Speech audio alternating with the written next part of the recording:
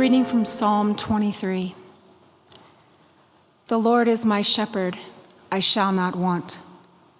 He makes me lie down in green pastures. He leads me beside still waters. He restores my soul. He leads me in right paths for his name's sake.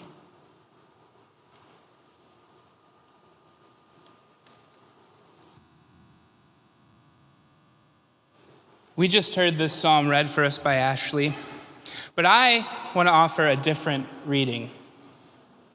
Hear these words. The Lord is my shepherd.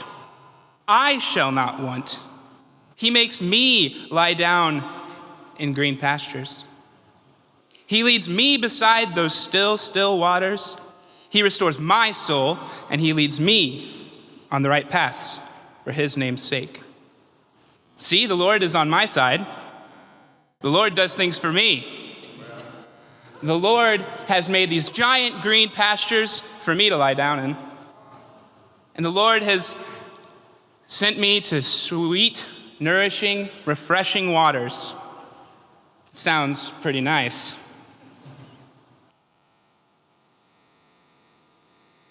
It's so easy to read the text that way.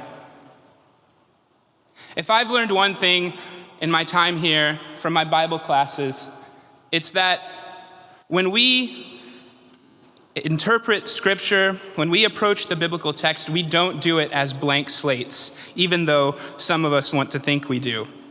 We bring to the text all of our baggage, all of our biases, and often we interpret the text in ways that justify our social location. And friends, I've got to tell you, my social location is that I'm a straight white guy in a culture that values straight white men and gives undeserved privilege to straight white men.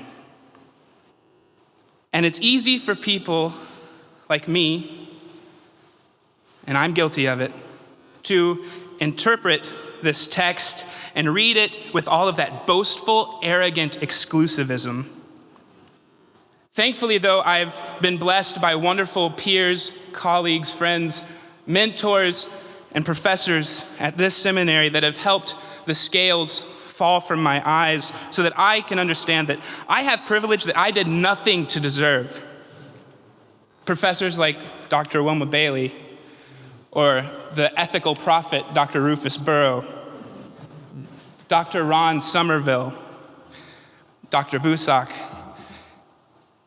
Dr. Coyle, Dr. Allen, all of my wonderful CTS professors have helped me realize that I have privilege that I don't deserve. They've opened my eyes to see that I've never had to deal with the anxiety that comes from being a person of color being pulled over by the police. I've never had to say the Pledge of Allegiance in a classroom and then read from history books about how my grandmother wasn't allowed to vote because of systemic racism. I've never had to live in a state that's trying to dictate who I can and cannot marry under the guise of religious freedom. Nor have I ever lived in a state that is actively passing legislation that says where I can and cannot go to the bathroom. And I know that if I wanted to, I could close my eyes to all of it and walk away. But my great mentors and professors have also taught me that I can use the privilege that I have to stand with others and join in the struggle for modern day civil rights. I can use my talents and gifts to fight against the systems of death that elevate the few while holding down the many. And I can use my privilege to stand against the oppression of Pharaoh, Babylon, and Rome. Psalm 23 isn't a text meant to be read from the standpoint of privilege. It's a freedom song, a liberation song, a song that was written in the midst of Babylonian exile. And in verses 2 or 3, the verbs that are used and translated as lead, those are the same verbs that are used together in other liberation songs. In Exodus 15, a song sung by the newly liberated Hebrew people. And in Isaiah 40, where God is a shepherd leading God's people out of exile. Psalm 23 is not a psalm of privilege. It's a song of God's liberating work in the lives of God's people. And when I recognize that God is found throughout the scriptures with the oppressed and the marginalized, and is also the victim of systems of oppression, I want to say that I can join with the saints of all the struggles of freedom. I can join with those in the Black Lives Matter movement. I can join with those in Freedom, Indiana, and with other movements of liberation. And it's at that moment that I cease to only read this text from a position of privilege, but instead I hear it, I read it, I absorb it from the lives of those who have struggled for justice and have found green pastures and still waters on the other side. God isn't only my God. I can't read the text like that. God is the God of all of us and loves us with God's whole being, and an exclusivist, privileged reading of this psalm will never be able to capture that God.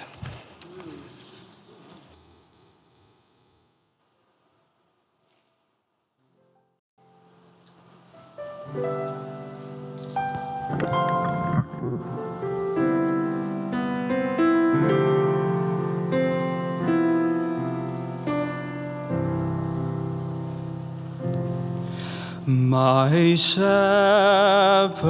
you supply my need.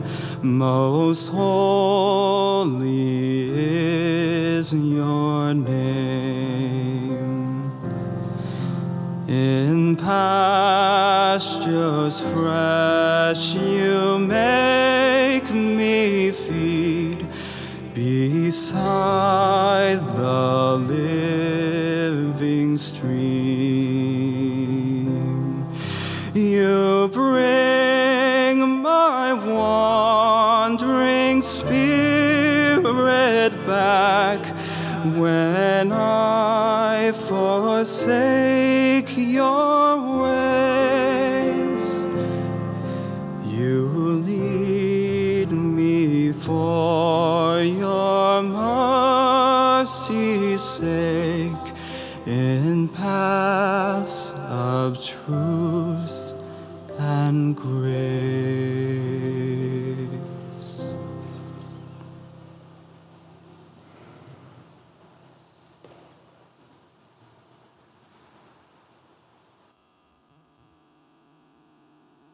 Even though I walk through the darkest valley, I fear no evil, for you are with me. Your rod and your staff, they comfort me.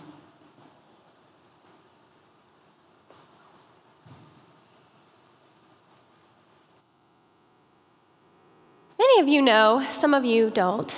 Before my call to ministry and my time here at CTS, I worked as a regional long-term care ombudsman in long-term care facilities. And an ombudsman is a residents' rights advocate.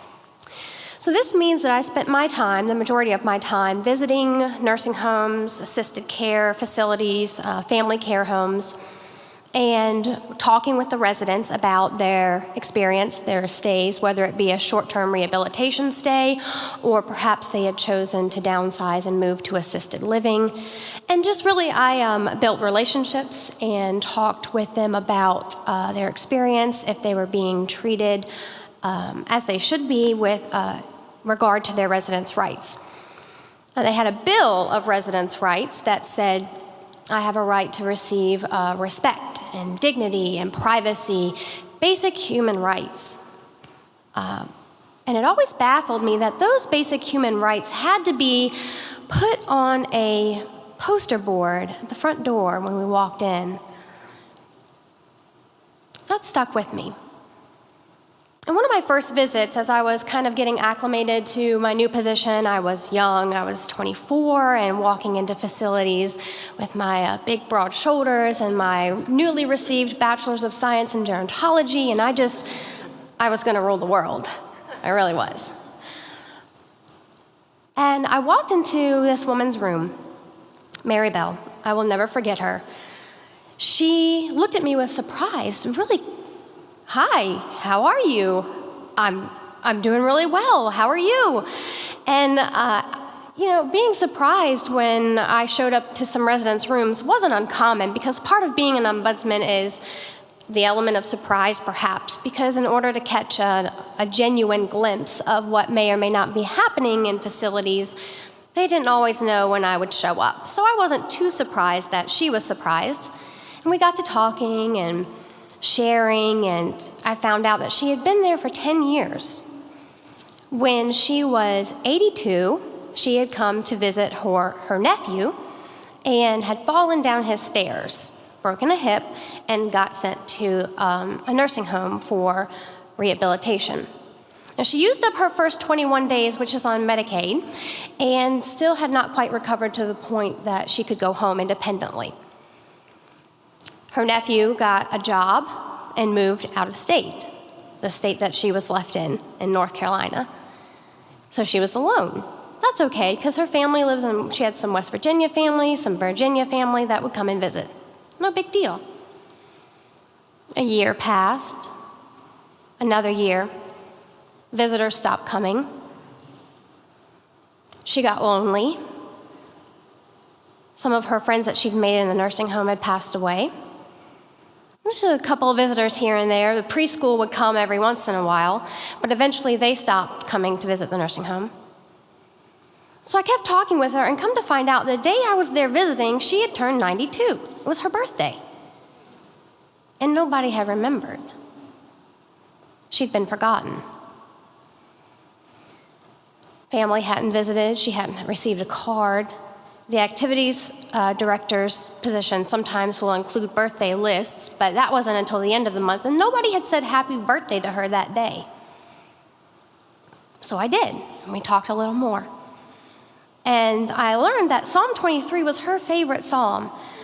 She found a lot of personal comfort. God was her Savior. God was her comforter. God's rod and staff comforted her because no one else did. So my hope is that while we are almost combusting with all the different inclusive names that we put to our social justice movements and our reconciliation conversation, I hope that I can lay one more on your hearts today. And that is, if we could widen our conversations of reconciliation with an inclusive conversation and multi-generational ministries. Because though we may never be alone, sometimes we're forgotten.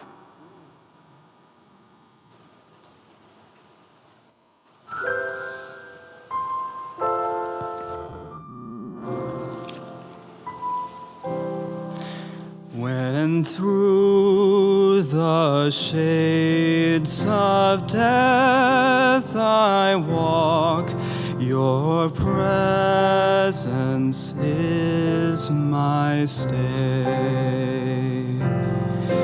One word of your supporting breath drives all my fears away. Your hand in sight of all my foes does still my table spread. My cup with blessings overflows. Your oil anoints my head.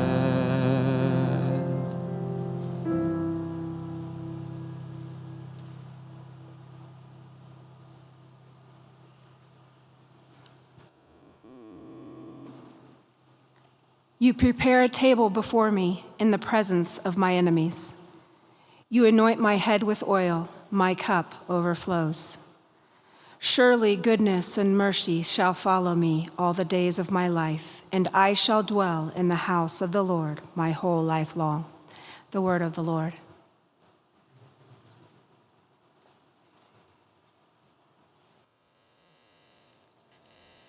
If you can believe it, it was C.S. Lewis that cracked the door open to the world of biblical criticism for me. His book, Reflection on the Psalms was the book that did it. And in that book, he said, my very loose paraphrase, that let's face it, not every emotion expressed in the Psalms, not every feeling, not every word is godlike. At least I hope not. Feelings of vindictiveness, anger. Usually the psalmist has God on his side over and against the enemies. And so when I was younger, I had to metaphorize bashing babies' heads against stones. The poor Babylonian babies' heads against stones, Psalm 137. They were my sins, right? It's a metaphor. Find a better metaphor.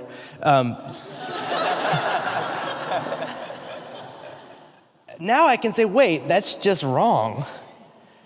And in that book, he pointed out something about the 23rd Psalm that I had never noticed before, which is funny because my brother prayed the 23rd Psalm at the end of every prayer from age 4 to age probably 11 or 12. So I heard it thousands of times every night.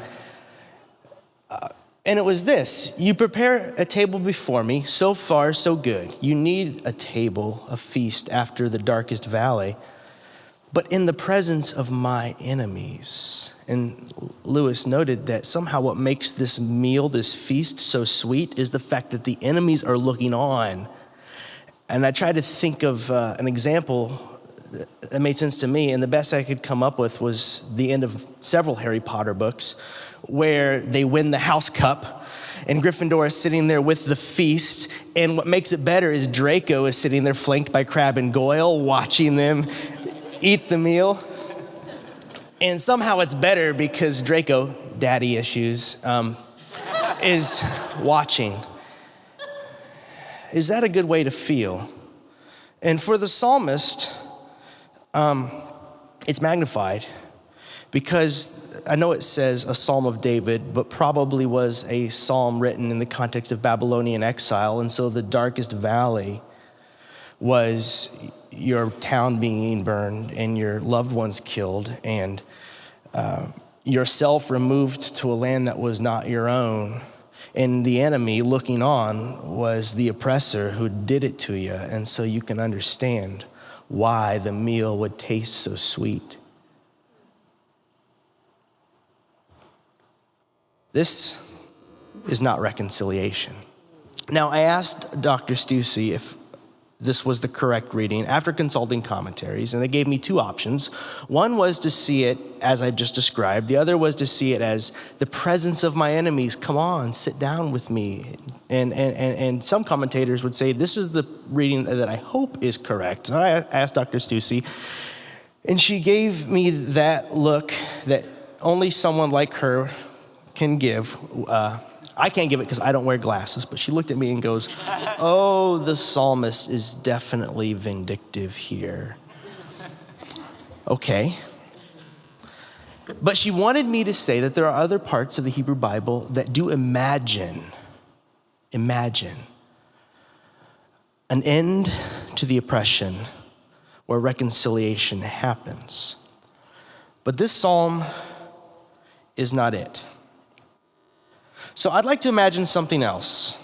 I would like to imagine the psalmist entering into the house of the Lord and finding a table set for him and her enemy.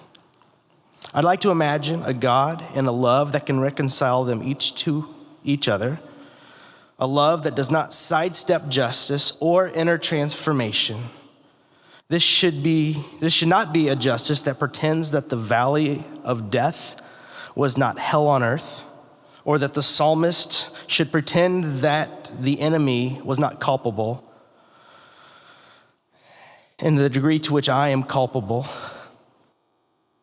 I will have to face. And the reckoning, I hope, will create in me a still newer heart. Love and justice must find a more perfect harmony. And I do not know what grace it will take, but I trust that God can lead us there, to a place where what is symbolized by the table behind me lives everywhere, outside of these walls, and everyone is invited. The enemy is reconciled to enemy, or as Isaiah puts it, the lion lies down with the lamb. This will be hard, and I have no clear answers. So I will close with the words, paraphrased, of the Sufi poet Rumi, "We'll need more grace than we thought."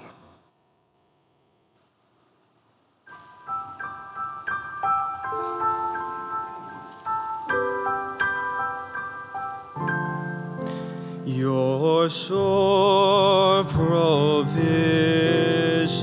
gracious God, attend me all my days. Oh, may your house be my abode, and all my work be praise.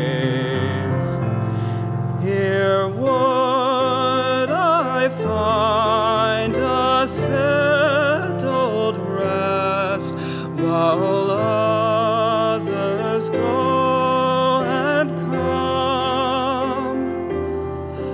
No more a stranger or a guest, but like a child